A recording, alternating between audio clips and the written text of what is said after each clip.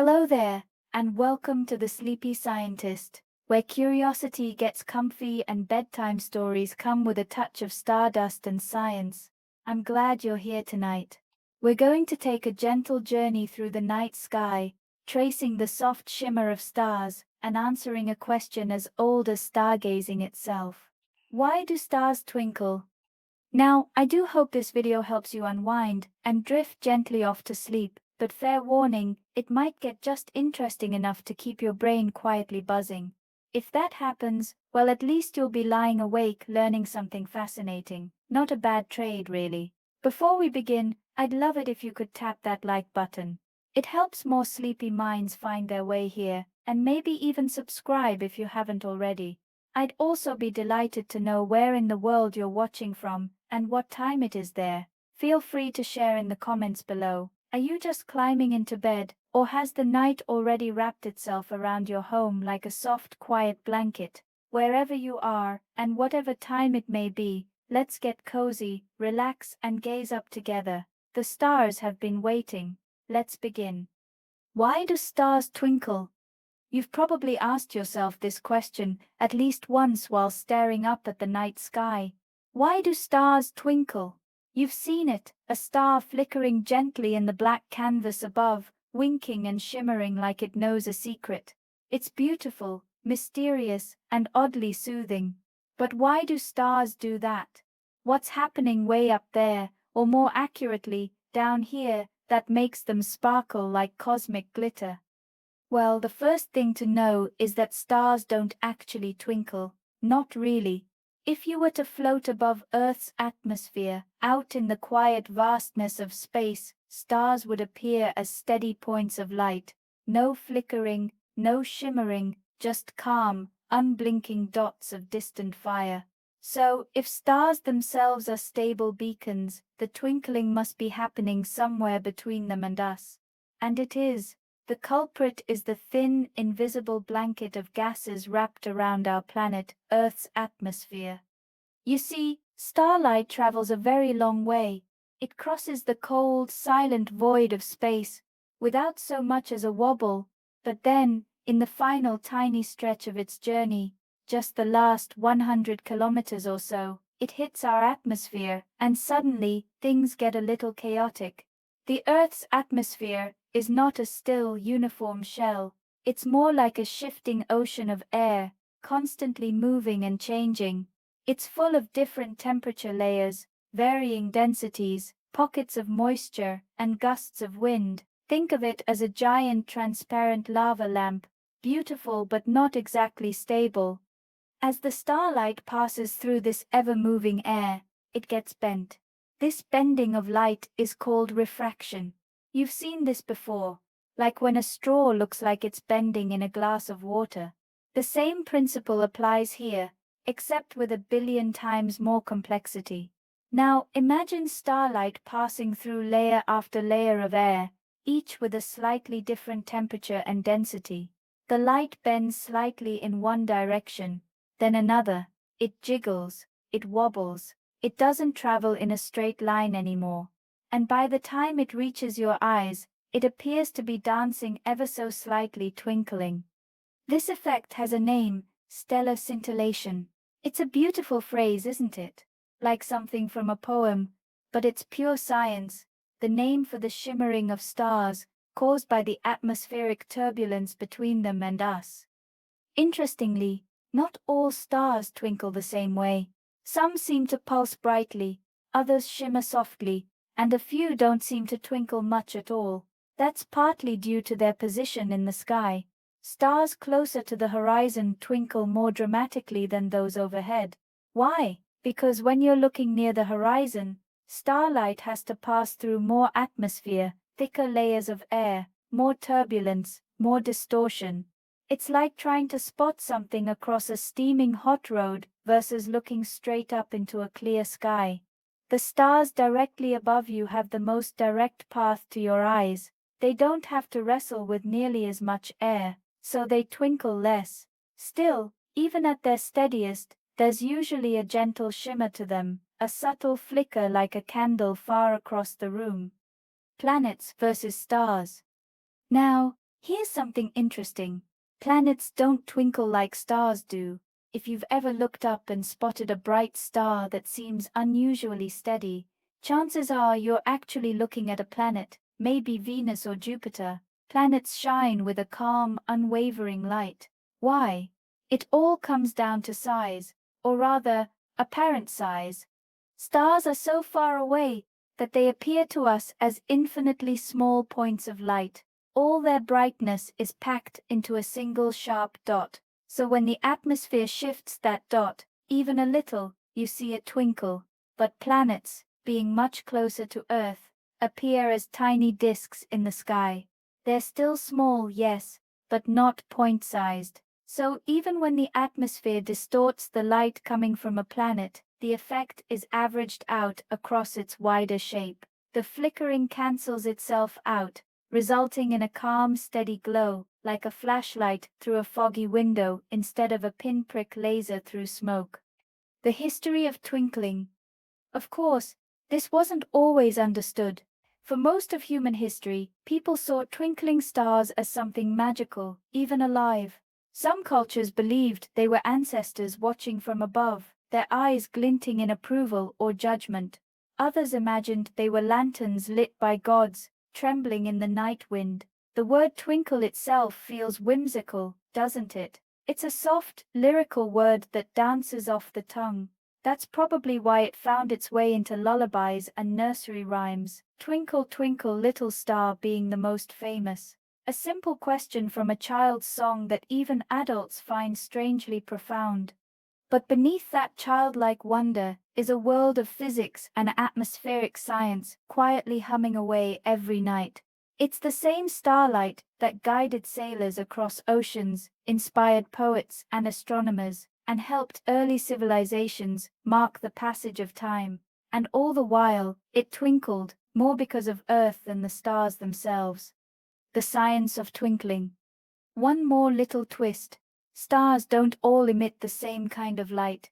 They have different temperatures, and that means different colors. Hotter stars shine blue or white, cooler stars shine red or orange. Sometimes, when the atmosphere gets especially unstable, say on a hot summer night, you might notice stars flickering with flashes of different colors. That's the atmosphere playing tricks with wavelengths. It's a bit like looking through a prism that's constantly wobbling. You're seeing momentary glimmers of starlight separated into its colors before snapping back together again. So the next time you look up at a twinkling star, remember this. It's not just a distant sun dancing for your amusement. It's a message from the cosmos, one that's traveled across millions of years and unimaginable distances, only to get its final polish from the air above your head. It's a mix of cosmic elegance and earthly chaos, light that began its journey before humans learned to farm, flickering now because of a breeze you can't even feel. Isn't that strangely comforting? The layers of Earth's atmosphere. Let your thoughts float up there with the stars for a while. They'll shimmer and flicker for you, just as they've done for every soul who ever looked up and wondered. If the stars themselves are steady, then what's really making them twinkle is the journey their light takes through Earth's atmosphere. And that atmosphere, oh, it's a busy, bustling place, even when it looks calm. It may seem invisible and still from down here on the ground, but in reality, it's a constantly shifting ocean of gases. To understand why the sky above us shimmers the way it does, we need to take a slow, peaceful dive into the layers of air that wrap around our world. Let's start with a soft descent, or perhaps more accurately, a gentle ascent. The atmosphere is made up of several distinct layers, like a giant cosmic cake. From the surface of the Earth upward, these layers are the troposphere, the stratosphere, the mesosphere, the thermosphere, and the exosphere. Each one plays a role in shaping the journey of starlight, but the one that makes the biggest difference, the one responsible for most of the twinkling, is the troposphere. The troposphere is the layer of atmosphere closest to the Earth. It stretches from the ground up to about 6 to 10 miles high, depending on where you are. If you've ever flown in an airplane, You've spent time in the upper parts of the troposphere, sipping tomato juice and hoping your luggage didn't end up in a different time zone. This layer contains most of the air we breathe and nearly all of the weather we experience: clouds, winds, rain, snow, turbulence, and those slightly judgmental seagulls at the beach. The troposphere is like a planetary mixing bowl. It's full of temperature differences, moving air currents, and little whirlpools of heat and moisture. And when light from a star passes through this churning soup of air, it bends. Sometimes it bends just a little, sometimes a lot, but either way, it bends, and that makes the star appear to jiggle or flicker. Refraction and the atmosphere. Now, let's talk about refraction, but gently. Refraction is what happens when light changes speed as it moves from one substance to another, say from the vacuum of space into the dense air of Earth. Light travels fastest in a vacuum, slower in air, and even slower in water or glass. That change in speed causes the light to bend. You've seen this before, probably without realizing it. If you've ever dipped a spoon into a glass of water and noticed it looked like it snapped in half at the surface, you've witnessed refraction. Or maybe you've stared at the wavy lines rising from hot pavement on a summer day. Same thing. That shimmer, that ripple, that's light being bent by the heat-distorted air in the atmosphere. Refraction happens all the time, but the atmosphere isn't a single sheet of uniform air. It's made of countless little patches, each with its own temperature, pressure, or heat and moisture content. These differences create pockets, where the air is slightly more or less dense, and starlight gets bent every time it passes through one. Think of it like this. Imagine you're looking at the stars through a calm swimming pool. If the water's still, you see the stars clearly, but now imagine someone doing cannonballs nearby. Every splash, every ripple changes the way the water moves.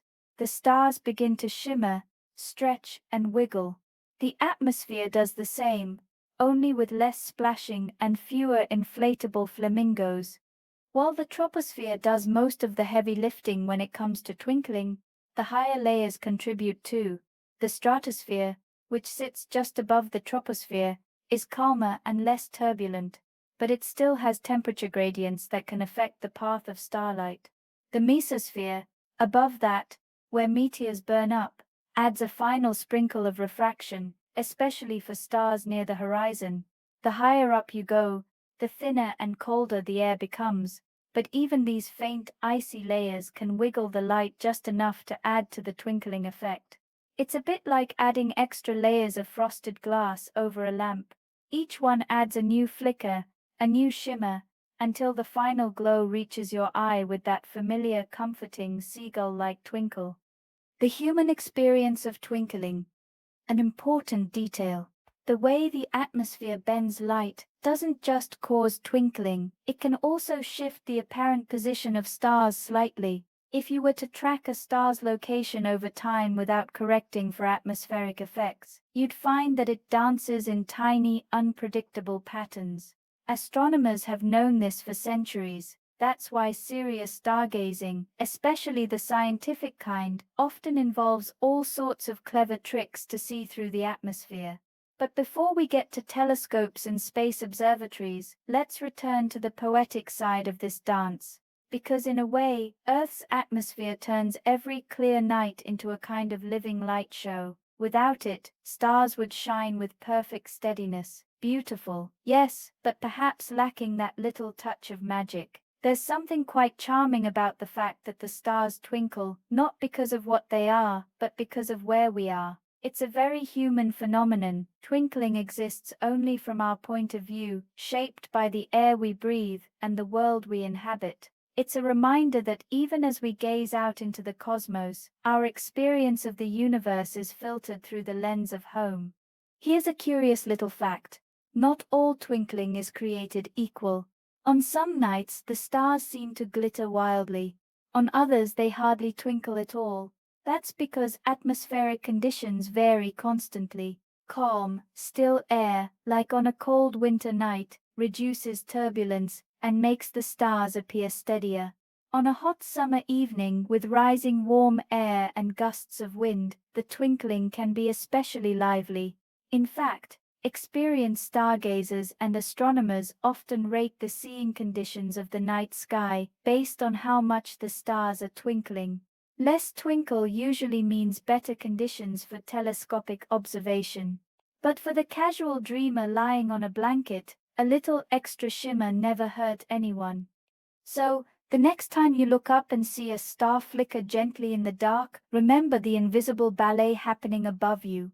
The layers of our atmosphere, so often taken for granted, are in constant, graceful motion. They bend the light from ancient stars, sculpting it into a delicate dance just for your eyes. It's as if the sky is breathing in and out, each breath shifting the starlight just enough to make it sparkle. And all of this, every twinkle, every flicker, is made possible by air, the same air that carries the scent of rain, the rustle of trees, and the quiet hush of night. It's not just a medium we move through, it's an artist painting the stars with emotion and life. The journey of a photon. Here you are, wrapped in that same air, watching the sky do what it's done for billions of years, twinkle, just for you. Let's imagine something rather beautiful for a moment. Somewhere out there, unimaginably far from Earth, a star is burning steady, relentless, ancient. It may be older than our planet, older than our sun, older than the very concept of time as we understand it. And from that star, a single particle of light, a photon, is released. It begins a journey, not just any journey, but one that will span vast cosmic distances and billions of years, all so it can one day flicker in your eye for the briefest of moments. That's the story we're following now, the life of a photon, from star to sky to you. Photons are tiny packets of light. They have no mass, they travel at the speed of light, and once they're set in motion, they don't slow down, veer off course, or get tired. They are the ultimate long-distance travelers, and they begin their journey deep inside the roiling heart of a star. Take a star like our sun, for instance. Deep within its core, nuclear fusion is constantly turning hydrogen into helium, releasing enormous amounts of energy in the process. Some of that energy becomes heat, some becomes radiation, and some becomes photons, little messengers of light that have to fight their way to the surface. And when I say fight, I mean really fight. A photon born in the core of a star might bounce around inside that star for tens of thousands, even hundreds of thousands of years. It doesn't move in a straight line. Instead, it gets absorbed and re-emitted by atoms over and over again, zigzagging like a moth at a disco until it finally escapes the star's surface and breaks free into space.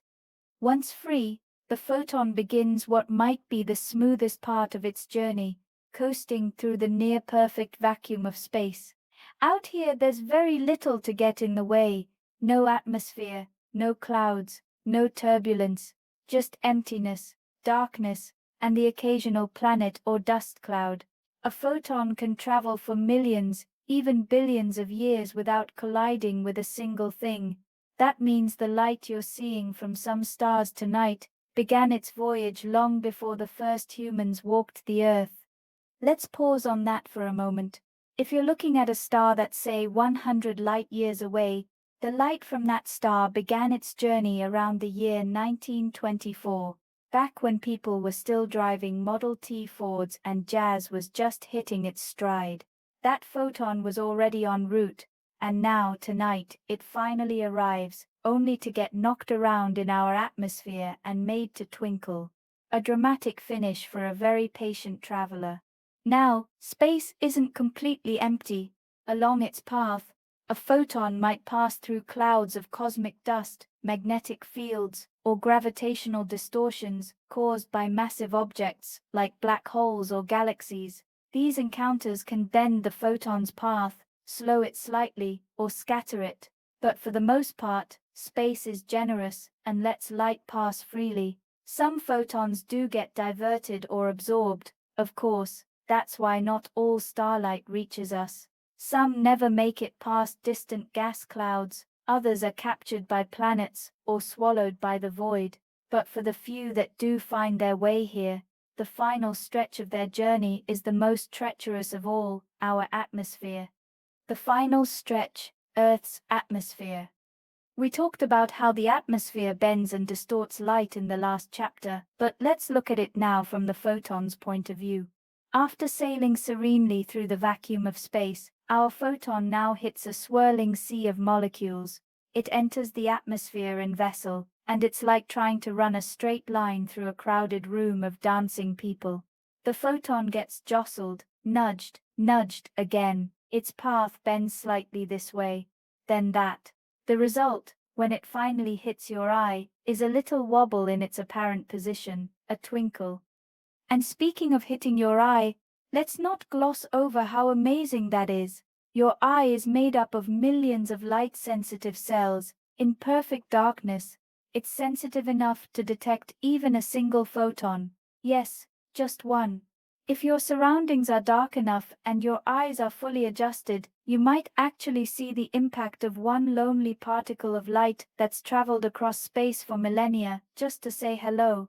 And when that happens, your brain interprets the signal as light from a star that to you has always been there, always twinkling. But really, what you're seeing is a brief interaction between a particle and a person, a handshake across the cosmos.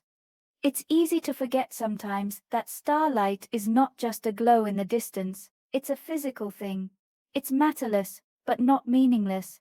Every flicker you see is a story, a fusion of survival, time, and distance. It's like the star is whispering something to you, and the universe is bent over backward to deliver the message in just the right way. The light path and the night sky. In astronomy, there's a term for this kind of journey, the light path. It describes the route that photons take from a celestial object to our instruments, or to our eyes. Understanding the light path is crucial because it helps astronomers determine how much of what they see is due to the object itself, and how much is due to the distortions along the way. In a way, when you're looking at the stars, you're not seeing the present, you're looking into the past.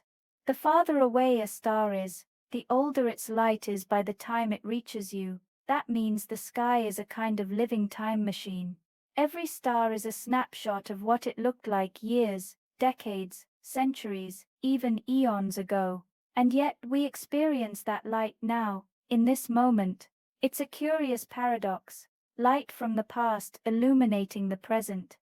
You, lying there gazing at the stars, are participating in an ancient ritual. People have done this for tens of thousands of years, long before the science of photons or the word twinkle ever existed.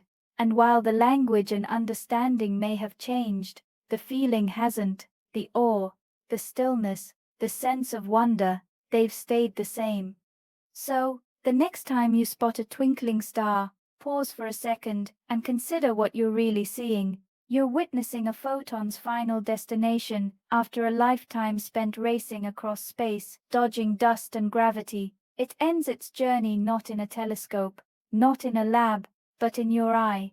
It's a gentle reminder that the universe is vast, ancient, and wild, but it's also personal. You're not just an observer, you're part of the story. You lying there with your thoughts are the final chapter in a photon's cosmic journey. And if that doesn't make you feel both tiny and cherished, I don't know what will. Telling stars and planets apart. If you've ever looked up at the night sky and noticed that not everything twinkles, you're not imagining things. In fact, you may have already stumbled upon one of astronomy's easiest observational tests, how to tell the difference between a star and a planet. Here's the secret. Stars twinkle, planets don't, or at least not nearly as much.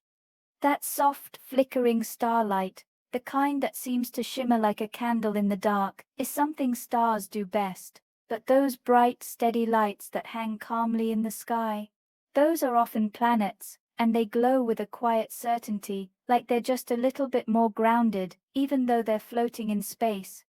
But why the difference? After all, both stars and planets are shining points of light in the night sky, right? Well, yes and no. Let's start with the stars. Stars are incredibly far away. Even the closest one beyond our Sun, Proxima Centauri, is over 4 light-years from Earth. That's roughly 25 trillion miles. Because of this vast distance, stars appear to us as infinitely small pinpricks of light. Not dots, not disks, just a single shimmering point.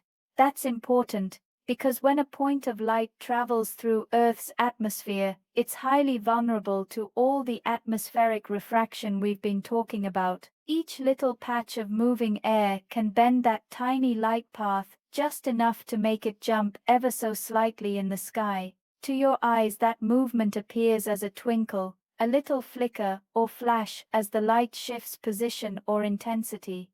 Now, let's turn to the planets. While stars are burning giants trillions of miles away, planets in our night sky are part of our own solar system. They're relatively close, at least on a cosmic scale. Venus, for example, can come as close as 25 million miles. That's still not exactly next door, but compared to a distant star, it's practically a neighbor borrowing sugar.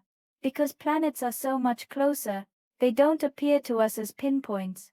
They may still look tiny, but under magnification, or even just from the way their light behaves, they're actually small disks of light. And here's the key: when light comes from a disk instead of a point, it's more stable. Why? Because even when bits of the light from a planet are bent by the atmosphere, the distortions tend to cancel each other out. One edge of the disk might get bent one way, another edge might go slightly the other way, and the overall effect is a kind of visual averaging. The result: the planet doesn't flicker, it just glows. Imagine this: you're looking through a wavy piece of glass at a candle flame. The flame, being small and sharp, will dance and shift dramatically as the glass distorts the image. But now imagine looking at a larger glowing light bulb through that same glass. The light bulb still gets distorted, but the overall image remains much steadier.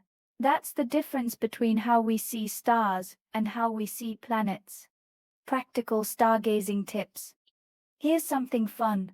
Once you know this trick, you can go outside on a clear night and put it to the test. Find the brightest star in the sky. Is it flickering, flashing slightly red and blue at the edges, dancing like it's had too much coffee? Probably a star.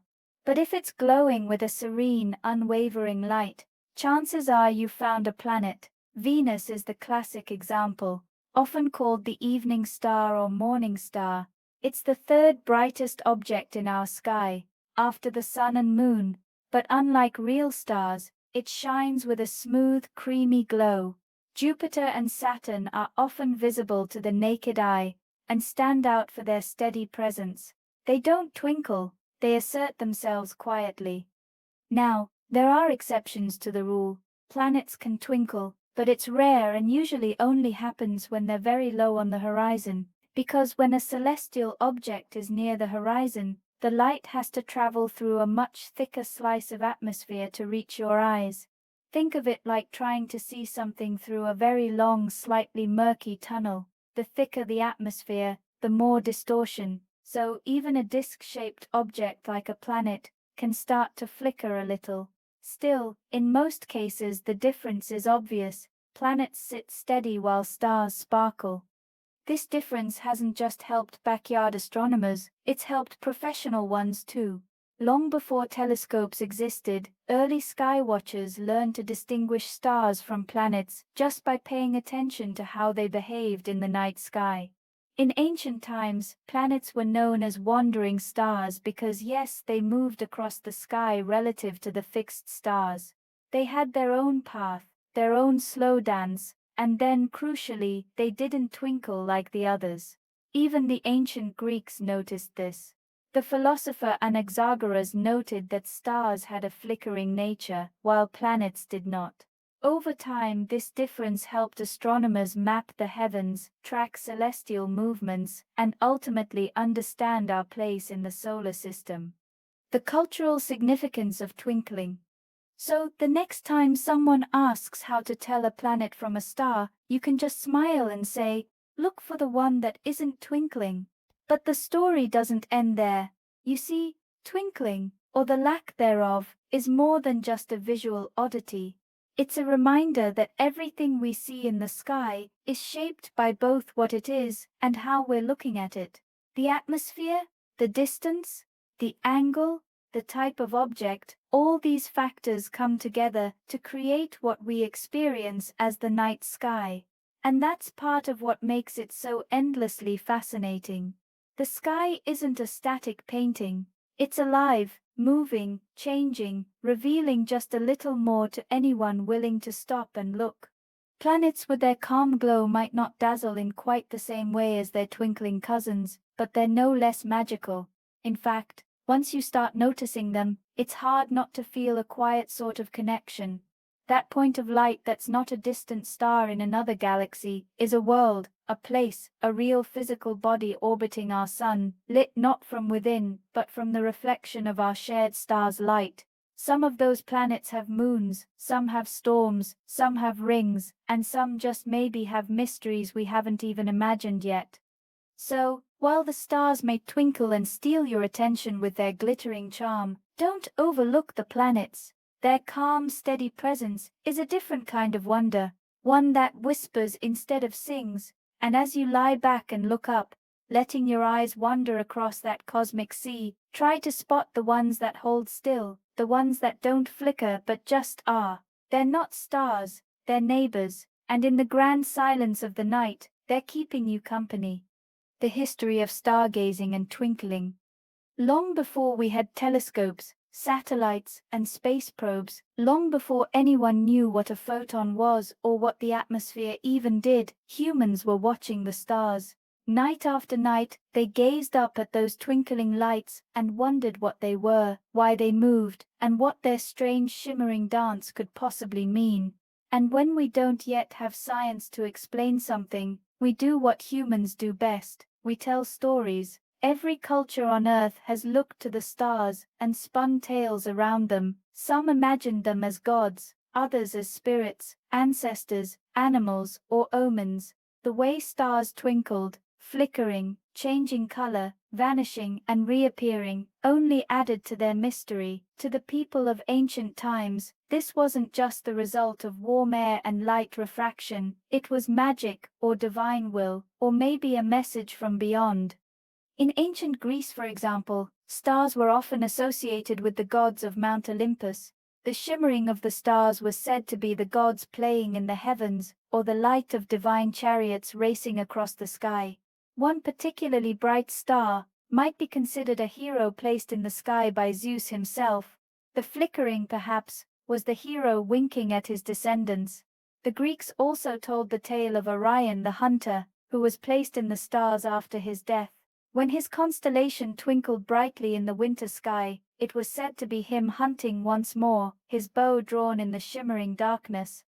Meanwhile, in Aboriginal Australian mythology, some of the oldest continuous cultural traditions on the planet, twinkling stars were often interpreted as signs from ancestral spirits. Different communities had just different stories. Some believed that the shimmering stars were campfires of ancestors burning far off in the sky. Others saw twinkling as a way for the spirits to communicate with the living, offering guidance, reassurance, or sometimes warnings. One story from the Yolngu people of northern Australia describes how the stars are part of the dreamtime, the foundational mythological past, when ancestral beings created the world. When stars twinkle rapidly, it's seen as the spirits becoming more active, watching over the people on Earth and keeping an eye on their actions. In ancient Japan, the story of Orihime and Hikoboshi explains two bright stars, Vega and Altair, that shine across the Milky Way. According to legend, the two were lovers separated by a heavenly river, only allowed to meet once a year. On that night, if the stars twinkled brightly, it was believed the lovers were especially happy to see each other. If clouds blocked the sky, they cried, and their tears became the rain. Even the Norse, with their mythology rich in giants, gods, and cosmic wolves, had tales of the stars. They believed the sky was a great dome made of the skull of a giant, and the stars were holes through which the light of the celestial fires shone. The flickering of stars, perhaps, was those fires burning, crackling softly behind the curtain of night. In Central and South America, the Maya and Inca peoples were keen observers of the stars. They built temples aligned with celestial events, tracked planetary movements, and used the twinkling of certain stars to predict weather patterns. In some traditions, a rapidly flickering star was thought to foretell a coming storm or drought. The sky wasn't just a canvas of stories, it was a living calendar, a warning system, a spiritual map. Of course, not all myths were friendly. In some cultures, a twinkling star might be an ill omen. It could be the eye of a watchful spirit, or a warning of war or death. The unpredictable nature of twinkling, how a star might suddenly flare or fade, was unsettling as much as it was beautiful. In parts of West Africa, some communities believed that stars were the spirits of unborn children or the recently departed. Their flickering was interpreted as a kind of communication, a whisper from another realm. The brighter the twinkle, the stronger the spirit. It was a comforting thought that the dead were not gone, just shining above, still keeping watch. We can't forget the famous North Star, Polaris. It doesn't twinkle nearly as much as other stars, especially when it's high in the sky, which gave it a reputation for steadiness. That made it a powerful symbol across many cultures. To ancient navigators, it was a guide. To spiritual leaders, it was a sign of constancy in a changing world. The fact that it didn't twinkle much was part of its mystique. It was like the one star that kept its cool, while all the others danced. Even in more recent times, twinkling stars have continued to inspire art, music, and poetry. From the classic lullaby, Twinkle, Twinkle, Little Star, to Van Gogh's swirling masterpiece, The Starry Night, we've never stopped being enchanted by those flickering lights above us. Istoppesidnibel sebel, ols. And that's what makes twinkling so special. It's not just a side effect of the atmosphere, it's a bridge between science and story, between the observable and the imagined. Even now, when we know exactly why stars twinkle, there's still something magical about it. Knowing the physics doesn't take away the poetry, it adds to it. It tells us that our ancestors weren't wrong to see mystery in the stars. They were just looking with a different kind of eye, one that blended observation with wonder, facts with feeling, and in a way we still do the same. We now understand that a star's flicker is caused by shifting air and bending light, but that doesn't stop us from making a wish when we see one sparkle. The science of stargazing. So, the next time you find yourself gazing up at the stars and watching them twinkle, try this. Imagine the stories they've told. Think of all the people who have looked up before you, thousands of years ago, on different continents, with different languages and beliefs, and seen the same flicker. Maybe they saw a god, maybe a spirit, maybe a sign of love, or loss, or hope. You might see something different, or maybe just maybe, you'll see the same thing they did, a little light, a little motion, a little mystery, and a whole lot of sky. For as long as people have been watching the stars, there have been those determined to understand them, not just admire them, or tell stories about them, but measure them, track them, predict them, and maybe, just maybe, unravel the deeper truths hidden in their shimmer. Enter the ancient astronomers. Long before computers, telescopes, or satellite imagery, there were sky watchers, diligent observers, who spent night after night mapping the heavens by eye alone. These early scientists noticed things most people missed, how the stars moved when they rose and set, and yes, how they twinkled. They knew that starlight was not a still and steady glow, but a living, shifting phenomenon, and they wanted to know why. In Mesopotamia, over 4,000 years ago, Babylonian astronomers were already keeping detailed records of celestial events.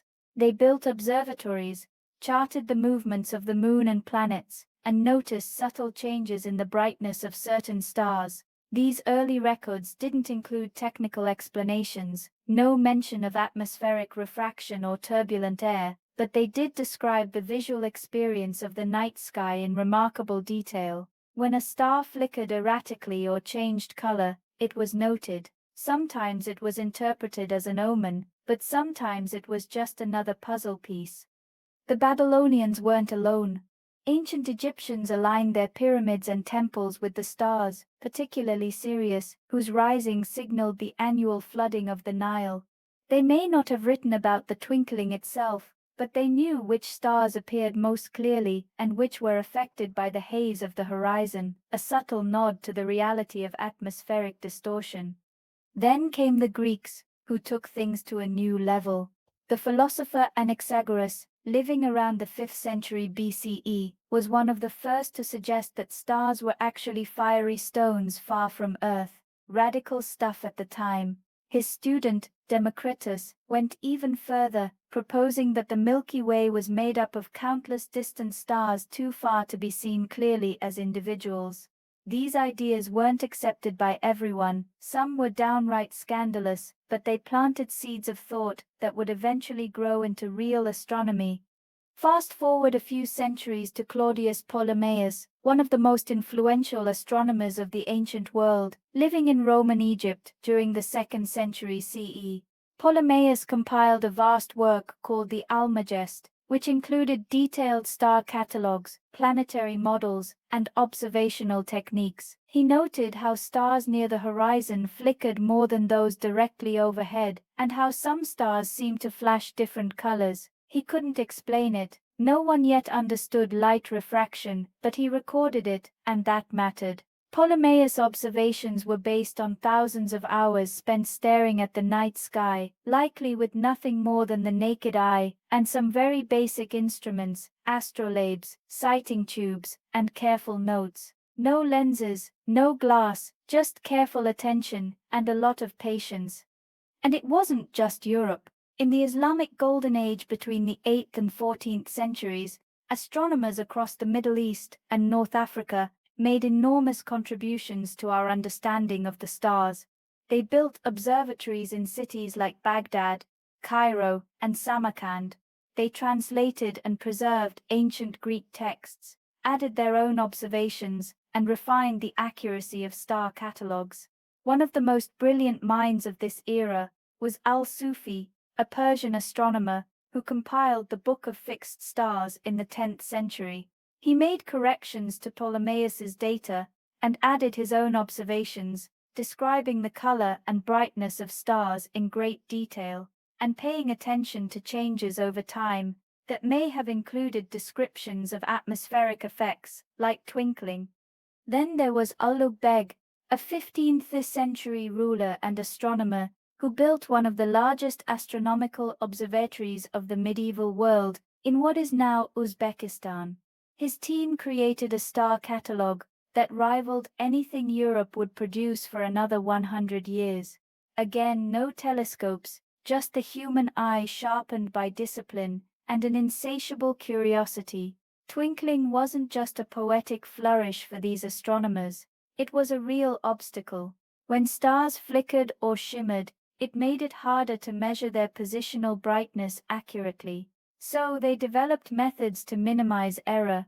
Observations were repeated many times over, usually from high elevations where the air was thinner and less turbulent. Some even constructed narrow slits or sighting tubes to reduce the amount of atmosphere the light had to pass through before reaching the eye. Simple solutions but effective ones. By the time of the Renaissance, European astronomers began to build on this legacy.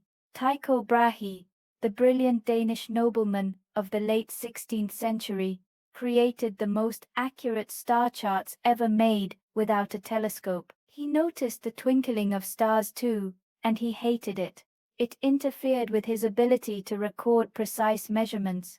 So he built massive instruments, giant protractors and sextants, to help him refine his observations. He even created a kind of proto-observatory on the island of Hoven, where conditions were especially good for watching the stars.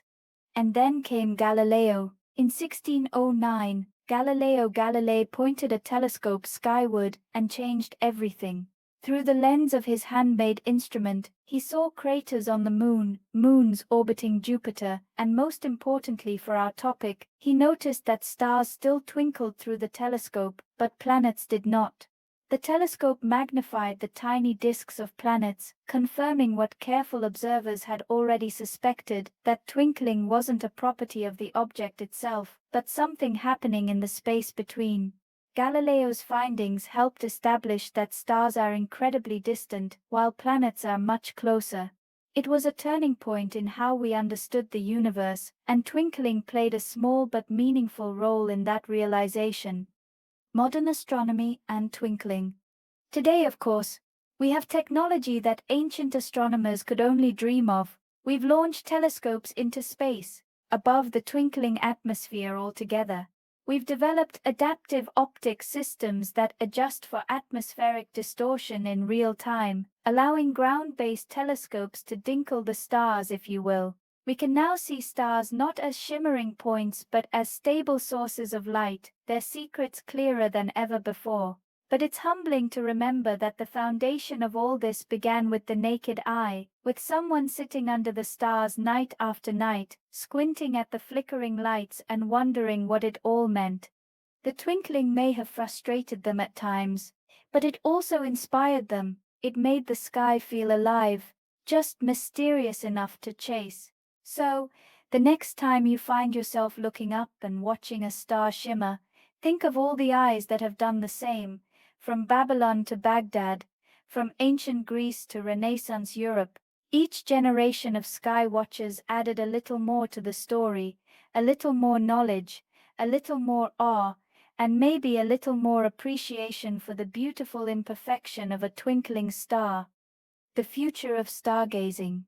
So far, we've talked a lot about how stars twinkle, who's observed it, and the stories we've told because of it. But now, let's step into the present and talk about how modern science handles twinkling stars, especially when twinkling gets in the way. Because as beautiful and poetic as it may be, twinkling is also a bit of a nuisance when you're trying to do serious astronomy. Astronomers don't exactly enjoy squinting at a flickering light show when they're trying to measure a star's exact brightness or track an exoplanet passing in front of its sun. It's like trying to read a book while someone keeps jiggling the pages. So what does science do when nature throws a glittery atmospheric curveball? It gets clever. First, let's revisit the problem. Earth's atmosphere is constantly shifting. It has layers of different temperatures, densities, and moisture levels, all moving around thanks to winds, thermal currents, and weather patterns. As starlight passes through these layers, it bends or refracts in unpredictable ways. This bending causes the star's image to jump slightly, changing its brightness and even color from one moment to the next. That's the twinkle.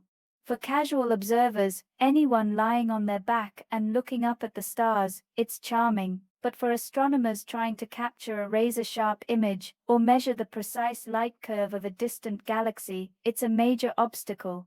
One solution is surprisingly simple: go somewhere high. The higher up you go, the less atmosphere you have above you. That means less turbulence, less distortion, and less twinkle. That's why some of the world's best observatories are perched atop mountains: Mauna Kea in Hawaii, the Atacama Desert in Chile, or the Canary Islands in Spain.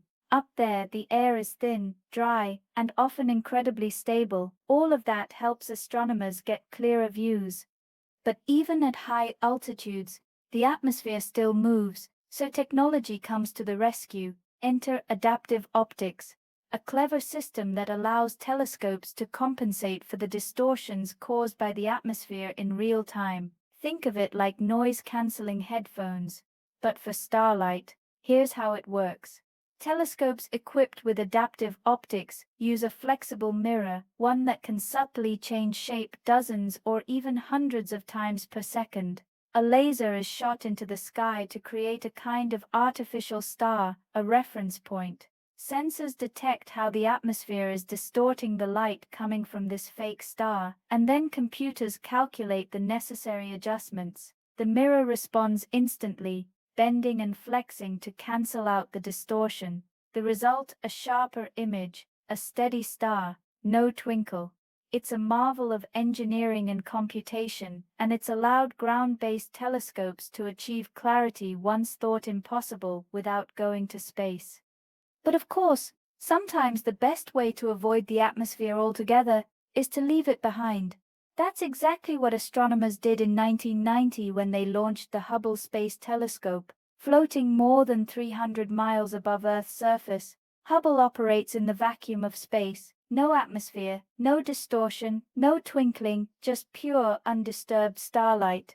The images Hubble captured changed astronomy forever. Swirling galaxies, glowing nebulas, and the faintest light from the farthest corners of the universe came into focus with breathtaking detail. And one of the quiet miracles behind all that beauty, no atmospheric interference. Hubble showed us what the universe really looks like when we strip away Earth's blurry filter, and it was dazzling. Since then, we've sent up other space telescopes, like the Kepler Space Telescope, which hunted for exoplanets by detecting tiny changes in starlight as planets passed in front of their stars. Such work would have been nearly impossible from the ground, where twinkling could mask those delicate light dips. And of course, there's the James Webb Space Telescope, a successor to Hubble, launched with the goal of peering even deeper into space and time. It uses advanced infrared sensors and lives far beyond Earth's atmosphere, orbiting at a stable point in space known as Lagrange Point 2. From its vantage point, stars don't twinkle at all, they shine like the steady beacons they are. But not all astronomy needs to be done from mountaintops or outer space. Even here on Earth, we can reduce the effects of twinkling through clever techniques. For example, by taking many short exposure photographs instead of one long one, astronomers can essentially freeze the motion of the atmosphere. This process, called lucky imaging, works on the idea that some of those images will catch a brief moment when the air is unusually still. Those sharp frames can be combined into a clearer picture.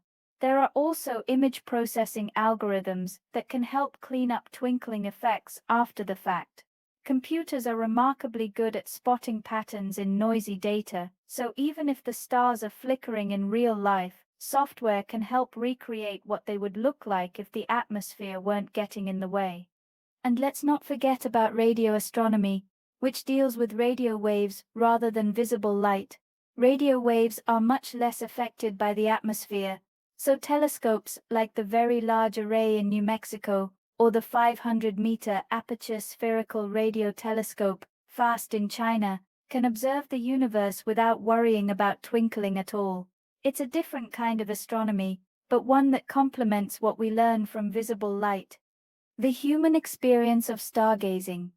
Still, there's something lovely about the fact that all of this effort, thousands of scientists, billions of dollars, decades of development, is aimed at seeing the stars as they truly are, all because of a simple twinkling illusion caused by the air above our heads. In a way, twinkling reminds us of our perspective. It's not the stars that are changing, it's us, or rather the thin layer of life-sustaining air we live in. We're the ones inside the snow globe. The stars are just shining steadily, unaffected, patient. That's part of what makes astronomy so magical. It's not just about looking outward, it's about understanding where we are in the grand scheme of things. We watch the sky not only to learn about distant galaxies, but to better understand the air we breathe, the ground we stand on, and the nature of our own perception. So the next time you see a star twinkle, you'll know exactly what's happening. You'll understand the physics, the history, the technology, but maybe, just maybe, you'll also smile at the fact that something so small, just a shimmer in the sky, can lead us to launch telescopes into orbit, build mirror systems that move faster than thought, and reach deeper into space than we ever dreamed. That's a lot of ambition, all thanks to a little bit of twinkle. Let's take a moment to shift our gaze, not just outward toward the stars, but inward toward ourselves. Because while science gives us all the tools to explain why stars twinkle, there's another part of the story that's just as important: how we experience it. The psychology of stargazing. There's something timeless about looking up at the night sky. It's a habit so ancient, so universally human, that it almost feels wired into us. Long before cities, smartphones, or electric light, there were people lying on their backs, watching the stars shimmer overhead, and remarkably, despite all that has changed, the feeling of awe that comes from stargazing hasn't faded one bit. It's calming, it's quiet, it slows you down in a world that seems to run on fast forward. But why does it feel that way? What's actually happening in your mind and body when you lie back, look up, and let the stars wash over you? Let's start with something simple but powerful. Psychological studies have shown that experiencing awe, whether from looking at a vast landscape, a towering mountain, or yes, the night sky, has measurable effects on your brain. It can lower activity in the parts of your brain associated with self-focus and ego. In other words, when you feel awe, you feel smaller, and strangely, that makes people happier. Why? Because it helps put your worries in perspective. That awkward email you sent this morning, that looming deadline, under a sky filled with ancient starlight, those things tend to shrink a little, not because they don't matter, but because they're just one tiny part of a much bigger picture. The stars remind us that we're not the center of the universe, and somehow, that feels like a relief. And then, there's the effect on your nervous system. Stargazing often happens in quiet, dark environments, places where you're naturally more relaxed. When you're outside at night, breathing in cool air, and focusing on something far away, your body begins to shift into what's known as the parasympathetic state. That's the rest and digest mode. Your heart rate slows, your muscles relax, your blood pressure drops. It's the opposite of the fight or flight stress response. In short, stargazing can make your body physically calmer, even your eyes play a part. When you look at something distant like stars, your eyes shift away from the close focus mode they use during screen time. That helps reduce eye strain and mental fatigue. It's like a reset button for your senses. And if you're lying on your back while stargazing, even better. Your posture naturally opens up your chest and encourages deep, even breathing. Of course, stargazing also does something to your thoughts. There's something about watching stars twinkle, something quiet and rhythmic, that invites daydreaming or night dreaming, really. Your thoughts start to slow down, unspool, wonder.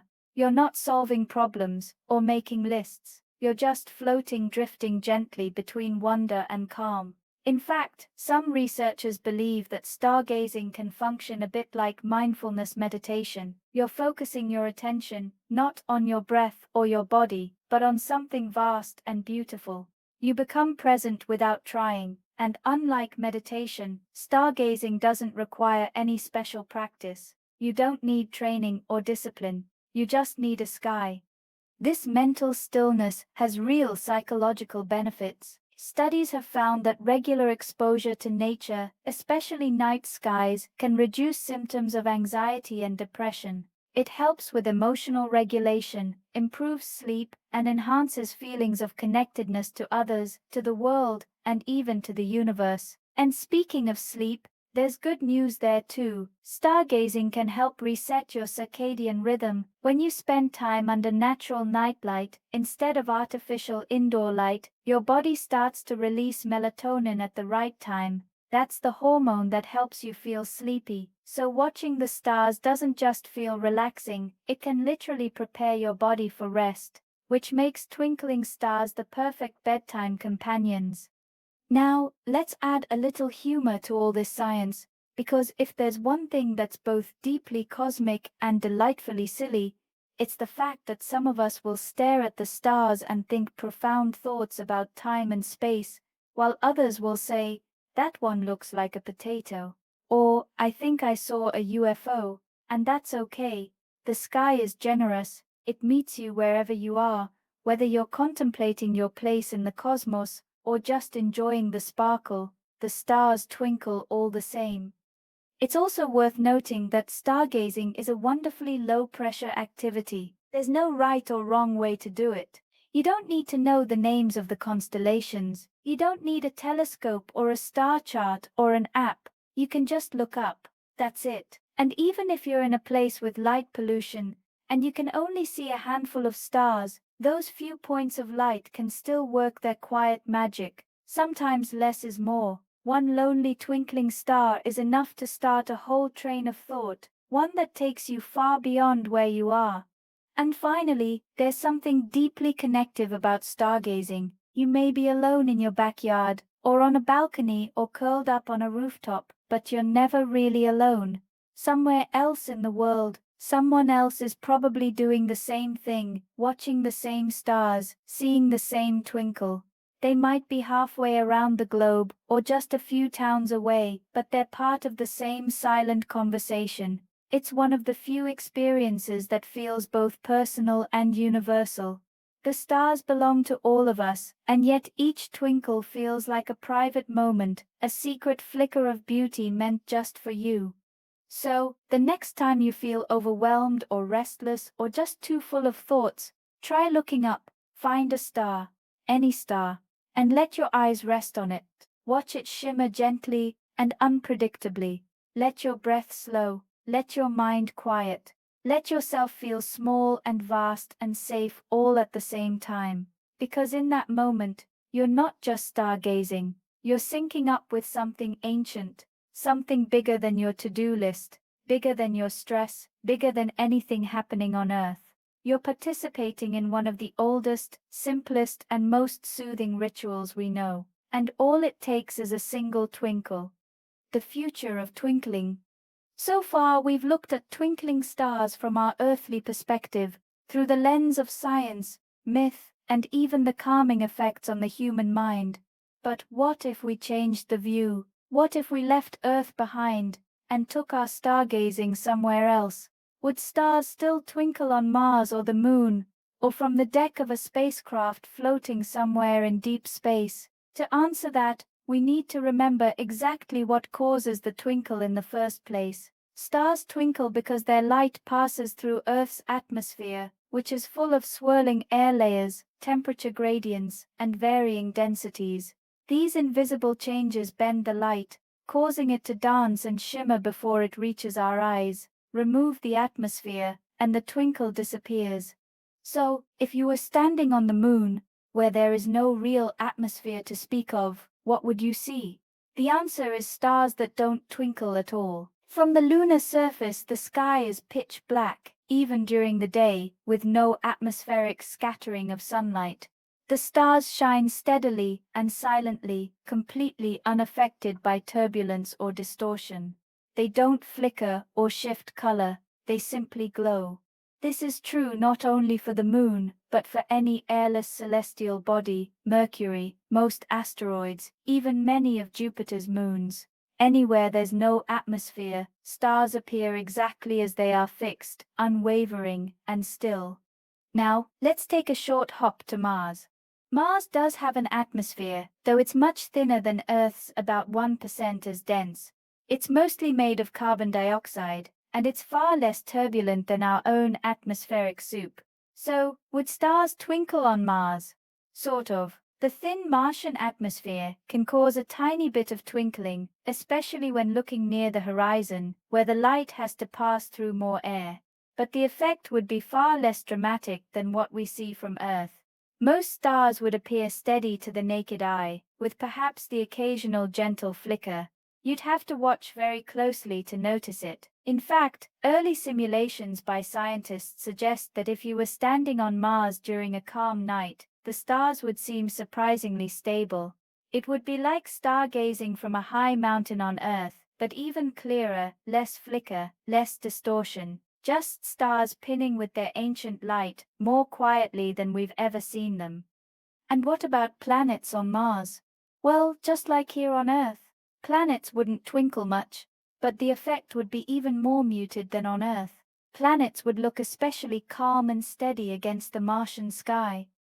Now, imagine leaving planetary surfaces entirely and stepping aboard a spacecraft orbiting the Earth or traveling even farther out. Once you're above the atmosphere, the entire twinkling phenomenon vanishes. Astronauts aboard the International Space Station, for example, see the stars as sharp and unwavering. No twinkle, no shimmer, just dots of light perfectly still, like sequins stitched into a cosmic quilt. Of course, this also means they don't get to enjoy that familiar poetic sparkle. The twinkle is something uniquely earthly, a side effect of our own atmosphere, a product of our particular way of being situated in the universe. It's something we share with all life that's ever lived here. In a sense, twinkling isn't a universal feature of the stars, it's a feature of our point of view. The stars themselves are indifferent to whether we see them shimmer, they shine as they always have, sending out light in every direction. But we, perched here on a planet wrapped in moving air, add our own subtle signature to the view. But now let's wander even further beyond our solar system, to a distant exoplanet orbiting a star far away. What would the night sky look like there? Well, it depends entirely on that planet's atmosphere. If it has a thick, turbulent atmosphere like Earth's, our light would twinkle just the same. If the air is dense but calm, like perhaps on a gas giant moon, you might get minimal shimmer. And if the planet has no atmosphere at all, the stars would again appear perfectly steady. Interestingly, some researchers have speculated about the color of alien skies based on the composition of exoplanet atmospheres. Imagine a planet with a sky tinted green, or deep red, or golden orange. The scattering of light would change, and so might the character of the twinkle, how quickly it flickers, what colors shimmer most, how distorted the light becomes. It all comes down to the temperature, pressure, and motion, fluid dynamics on a planetary scale. It's one of those quiet questions scientists love to ask, not just what exists out there, but what it looks like to someone standing on the surface. What would starlight feel like on an alien world? What stories would another species tell about the sky? Would they even have a word for twinkling? Back here on Earth, the uniqueness of our atmosphere is often taken for granted, but it's worth remembering that the shimmer of the stars, the twinkle that inspires lullabies and paintings and late-night walks, isn't a cosmic guarantee. It's a local phenomenon, a side effect, a kind of optical accent in the language of light, and the idea that somewhere on another world, a curious observer might look up and see the stars shine in perfect stillness is both beautiful and a little eerie. Twinkling, for all its scientific causes, feels like something deeply human. It's part of how we recognize the night sky, part of how we connect to the stars emotionally, not just intellectually. It adds a softness, a rhythm, a kind of gentle heartbeat to the heavens. So yes, stars can twinkle elsewhere, but only if the conditions are just right. And on most worlds they probably don't. They shine as they always have, but the dance, the glittering, flickering, ever so slightly mischievous dance, is a performance reserved for our stage. It's a reminder that the universe doesn't always need to be altered to be appreciated. Sometimes the magic comes from the lens through which we see it. So yes, twinkling is one of Earth's greatest special effects, and we get front row seats. The final thoughts. And so, here we are at the end of our journey through the night sky. We've unraveled the science behind that gentle shimmer, explored the layers of air that dance above us, followed photons across the universe, and wandered into ancient myths and faraway planets, all sparked by a single simple question: why do stars twinkle? We've seen how the answer is both beautifully straightforward and endlessly complex. It's the atmosphere, yes, but also the history, the perspective, the emotion, and the imagination that we bring to the stars when we look up. The twinkle is caused by shifting air, but the meaning we find in it, that's entirely human.